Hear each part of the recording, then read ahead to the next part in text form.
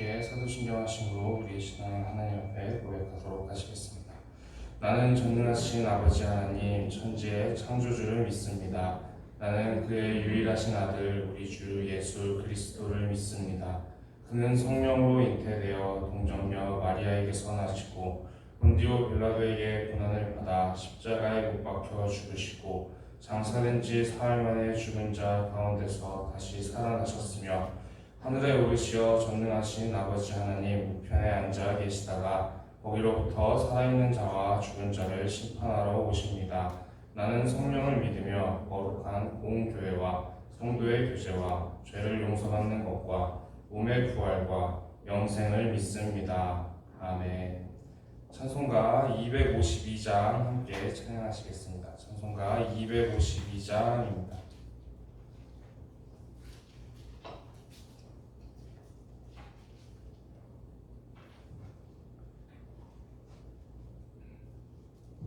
찬송가 252장 함께 찬양하시겠습니다. 나의 죄를 씻기는 예수의 피밖에 없네. 다시 정케 하기도 예수의 피밖에 없네. 예수의 흘린 피 날 희게 하오니 귀하고 귀하다. 예수의 피밖에 없네. 나를 정케 하기는 예수의 피밖에 없네. 사죄하는 증거도 예수의 피밖에 없네. 예수의 흘린 피 날 희게 하오니 귀하고 귀하다. 예수의 피밖에 없네. 나의 죄 속하기는 예수의 피밖에 없네. 나는 공로 없으니 예수의 피밖에 없네.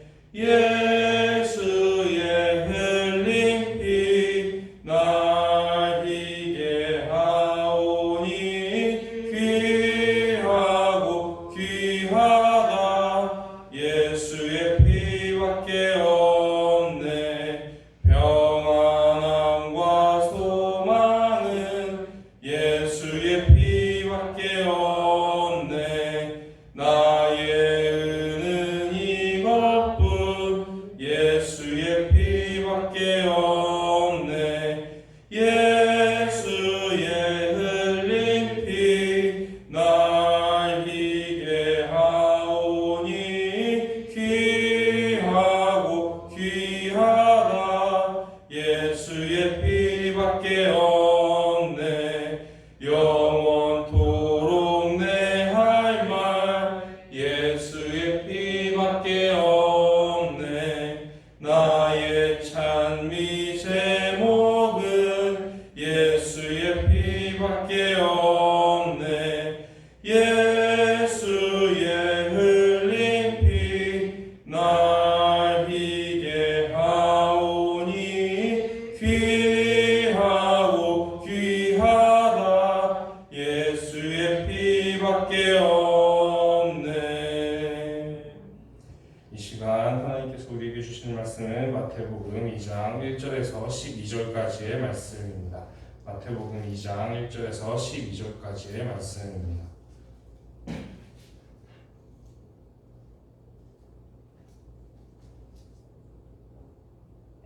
본문 말씀을 교독하여 읽도록 하겠습니다.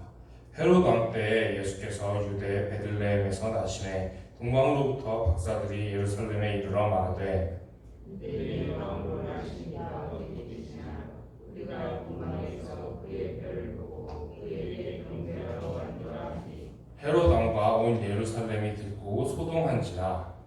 왕이 모든 제사장과 백성의 서기관들을 모아 그리스도와 그리스도 사귀는 영향 분이니 이르되 유대 베들레헴이오니 이는 선지자로 이렇게 기록된 바 또 유대 땅 베들레헴아 너는 유대 고을 중에서 가장 작지 아니하도다. 내게서 말씀이 자가 나와서 내 백성 이스라엘의 목자가 되리라 하였음이니이다. 이에 헤롯이 가만히 박사들을 불러 별이 나타난 때를 자세히 묻고 베들레헴으로 공인하게 가서 자기에 대하여 자세히 알아보고 찾거든. 그에게 고하여 나도 가서 그에게 경배하게 하라. 박사들이 왕의 말을 듣고 갈새 동방에서 보던 그 별이 문득 앞서 인도하여 가다가 악이 있는 곳 위에 머물러 서 있는지라. 그들이 별을 보고 매우 크게 기뻐하고 기뻐하더라. 집에 들어가 아기와 그의 어머니 마리아가 함께 있는 것을 보고 엎드려 아기께 경배하고 고배합을 열어 황금과 유향과 몰약을 예물로 드리니라. 그들은 꿈에 그들에게로 돌아가지 말라. 지시하심을 받아 다른 길로 곧게 돌아가니라. 아멘. 오늘 우리가 함께 나눌 말씀은 마태복음 2장에 나오는 말씀입니다. 동방 박사들과 관련된 말씀인데 우리가 거의 성탄절마다 아니면 대림절마다 이제 나누는 말씀이라서 매우 우리에게 익숙한 그런 본문 말씀입니다. 여기서 보면 이제 동방에서 박사들이 예수님을 경배하러 찾아왔다라고 이제 나오게 되는데 여기서 이제 그러면 동방이 정확히 어디를 얘기하는 건가 그 부분에 대해서 우리가 말씀을 나눠보자면 여기서 지금 동방이라고 얘기하는 거는 옛날의 바벨론 지역, 이제 다니엘 시대 때는 이제 바벨론 지역이었던 그 지역을 의미를 합니다. 이 바벨론은 우리가 알고 있다시피 페르시아한테 무너지게 되죠. 그리고 페르시아도 이 시대쯤 되면은 이제 이미 제국으로서는 무너져 있는 그런 상황입니다. 그리고 이제 패권은 로마가 갖고 있는 그런 상황 가운데 있는데 그 페르시아의 후손들이 여전히 살아남아서 이제 파르티아라고 이제 하는 그 나라를 세워놓고 여전히 명맥이 이제 좀 이어지고 있는 그런 상황 가운데 있었습니다. 그리고 이 파르티아라고 하는 그 나라는 로마와 적대 관계였습니다. 그리고 이 로마가 상당히 이제 껄끄러워하는 그 상당히 좀 상대하기 그래도 강적이었던 그런 나라였는데 이쪽에서 이제 그 천문학자들 우리로 생각하면은 이제 천문학자들과 점성술사 이런 사람들이 이제 그런 사람들이 오게 된 겁니다. 우리로 치면은 이제 오늘날에는 점성술사 이런 사람이 거의 없기 때문에 이 박사들이 뭐 하는 사람이냐면 우리로 치면 이제 천문학자 겸 점성술사 같은 그런 이제 별을 연구하기도 하고 천문학자처럼 그 별들을 연구해서 이제 운명 같은 거를 점치기도 하는 그런 사람들입니다. 이 사람들이 지금 보게 되면은 참 희한한 모습을 볼 수가 있습니다. 지금 큰 별을 하나 보고 이제 별 하나를 보고 큰 왕이 이 세상에 오셨구나라고 하고 경배하러 오게 되는데 우리가 생각해 보면은 뭐 파르티아 사람들이니까 파르티아 제국의 왕이 태어난 것도 아니고 다른 나라 왕이 이렇게 태어났는데 사실 큰 왕이 태어나든 말든 사실 무슨 그렇게 큰 자기들의 인생과 상관이 있겠습니까? 자기들 나라 왕도 아닌데 근데도 이제 이방 땅까지 와가지고 이제 경배를 하는 모습이 사실은 굉장히 특이한 상황입니다. 왜냐하면은 그 파르티아에서 이 유대 지역까지 오려고 하면은 굉장히 거리가 장거리입니다. 그리고 이제 이 당시에는 우리가 생각하는 이 장거리 여행과는 이제 상당히 많이 의미가 다릅니다. 이 당시에는 이제 뭐 장거리 여행을 하다 보면은 뭐 강도를 만날 수도 있는 상황이고 뭐 질병이라든지 아니면 기후 같은 것들이 안 맞거나 이렇게 해가지고 상당히 이제 건강이라든지 안전이라든지 이런 거에 위험할 수 있는 그런 상황이기 때문에 우리가 생각하는 그런 그 여행을 조금 먼 거리 여행한다? 이거랑은 조금 느낌이 많이 다르고 이 장거리 여행을 한다는 것은 사실상 이제 안전이 보장되지 않는 상태에서 장담할 수 없는 상태에서 생명까지도 내걸고 움직여야 되는 그런 상황인 겁니다. 그리고 어느 정도의 시간이 걸릴지도 모르고 사실 이 사람들이 별을 보고 오게 되는데 별 하나 보고 와서 이 왕을 찾을 수 있을지 없을지도 확신하기가 어려운 그런 상황 가운데서 이제 그래도 꽤 이제 몇 사람 이상의 이제 사람이 이제 움직이게 되는 것이 참 이제 특이한 상황이라고 할 수가 있습니다. 그렇다면 이 사람들은 왜 이렇게 먼 지역에서 자기 나라 왕도 아닌데 파르티아 왕도 아니고 유대 지역에서 뭐 큰 왕이 나셨다라는 그 별의 메시지를 보고 이 먼 곳까지 찾아왔을까요? 그리고 지금 이 유대 지역은 로마의 지배를 당하고 있는 상황이죠. 파르티아와 로마는 서로 적대 국가인데 이 적대 국가의 지배를 받고 있는 그 지역으로 들어가는 겁니다. 그러니까 이제 이것이 이제 자기들의 신변에 상당히 뭐 안전할 것이 이제 안전을 장담하기가 어려운 그런 상황 가운데에서 움직이게 되는 건데 사실 우리가 이제 다니엘의 말씀을 나눌 때에도 이제 보았지만 다니엘과 세 친구들을 통해서 바벨론 제국 때에도 이제 그 바벨론 제국에도 하나님께서 정말 살아계신 신이시라는 게 선포가 여러 번 되는 모습을 우리가 볼 수가 있죠. 그리고 페르시아 시대 때도 이런 일들이 일어나게 됩니다. 그러다 보니까 바벨론 제국 때나 페르시아 시대 때나 하나님이 정말로 참 신이시다, 진짜 신이시다라는 것이 이제 여러 번 선포가 됐던 사건들이 있기 때문에 그것이 이제 막대한 영향력을 그 당시에 미쳤고, 그리고 그것이 수백 년이 지난 지금 이 예수님 당시에 왔을 때에도 이 파르티아 제국으로 이제 페르시아 제국은 무너지고 파르티아라는 나라가 이제 있을 그 상황 가운데서도 여전히 하나님에 대한 그 영향력이 수백 년이 지난 후에도 이 이방 지역에 남아 있었던 것입니다. 그러니까 이제 이 사람들이 유대 땅에서 큰 왕이 나셨는데 그 왕을 경배하기 위해서 이렇게 목숨을 걸고 먼 곳까지 찾아오게 되는 그런 상황이 벌어지게 되는 것이죠. 그런데 이제 이 말씀을 보게 되면은 사실은 굉장히 이 특이한 상황을 우리가 볼 수가 있습니다. 왜 그러냐면은 지금 유대인들도 이 이방인들을 통해서 이제 메시아가 탄생하셨다, 그 유대인의 큰 왕이 나셨다는 걸 우리가 별을 보고 알고 왔는데 그 왕이 어디 계시냐 하면서 그 메시지를 예루살렘 사람들이 듣게 됩니다. 근데 특이한 것은 이 소식을 들었음에도 불구하고 예루살렘은 소동을 했다라고 기록이 되고 끝납니다. 그러니까 듣고 소동은 하는데 경배를 하지는 않는다라는 것입니다. 메시아가 이 땅에 오셨다라는 그 소식을 듣고도 하나님의 백성들인 유대인들은 소동은 하긴 하지만 예수님을 찾아서 경배할 생각은 하지 않고 그런 행동은 보이지 않더라. 이방인들은 이제 먼 곳에서 찾아와서 그 굉장히 별을 하나 보고 이제 굉장히 그 별 메시지가 애매할 수 있는데도 그 별 하나 보고 찾아와가지고 경배하려고 하는데, 이 하나님의 백성들인 유대인들은 자기들 지역에 메시아가 나셨음에도 불구하고 찾으려고 이제 찾아서 경배하려고 하지도 않고, 심지어 지금 보게 되면은 헤롯 같은 경우는 이제 이 예수님을 죽이려고 하고, 또 지금 유대의 영적인 지도자들이 나오게 됩니다. 이 대제사장들과 서기관들, 이 사람들이 이제 나오게 되는데, 이 사람들한테 지금 헤롯이 이 예수님을 찾아서 죽이려고 물어보죠. 메시아가 어디서 나오겠느냐라고 물어보게 되는데, 이 헤롯의 의도가 너무 뻔히 보임에도 불구하고 이 사람들이 알려줍니다.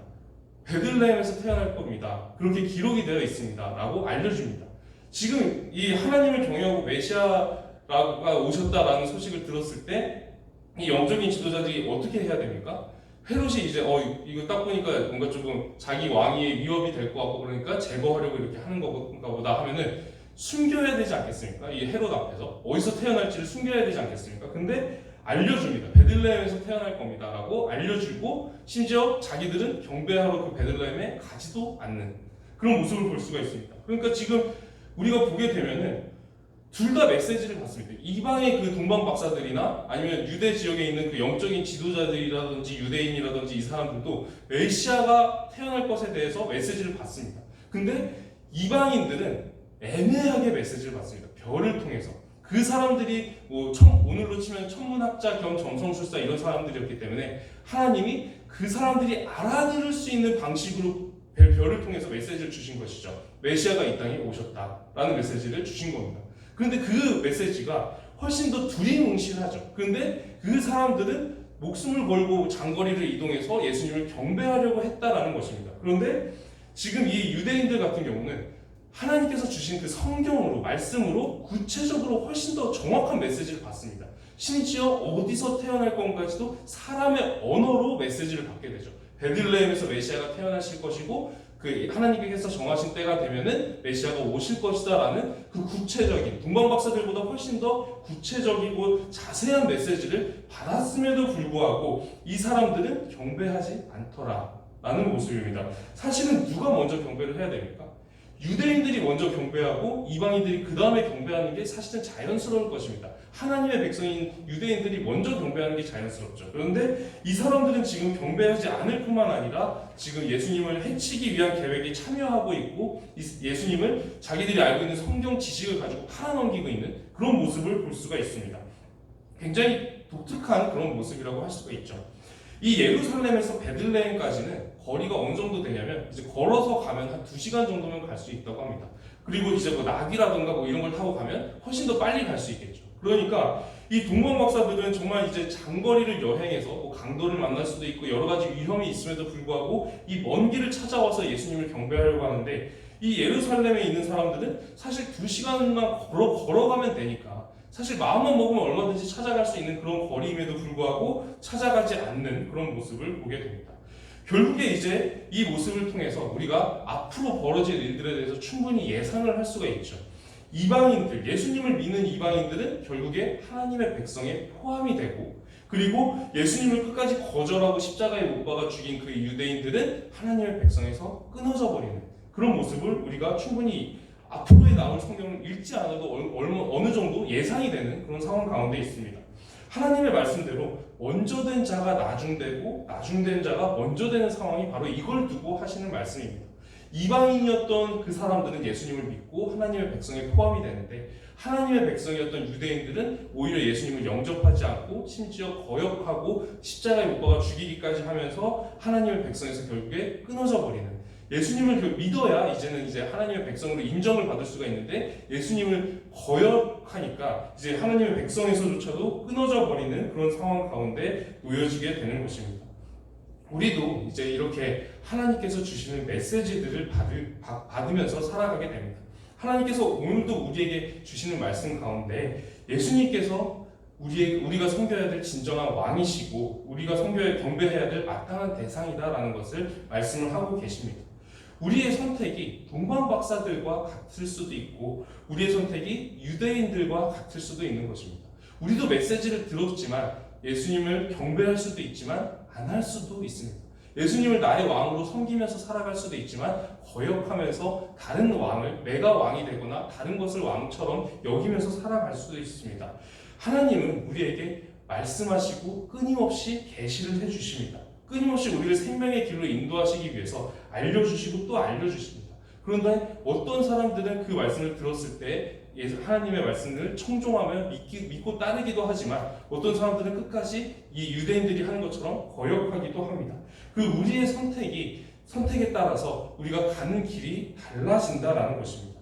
지금 이 사람들이 가는 길이 달라진 것처럼 동방 박사들은 예수님을 경배하고 믿고 하나님의 백성이 포함될 수 있었지만 이 유대인들은 결국에 끝까지 예수님을 대적하다가 결국에 하나님의 백성에서 끊어지는 것처럼 우리가 하나님의 말씀을 들었을 때 어떻게 반응하느냐에 따라서 어떻게 선택하느냐에 따라서 우리가 가는 길 역시 달라진다라고 하는 것입니다.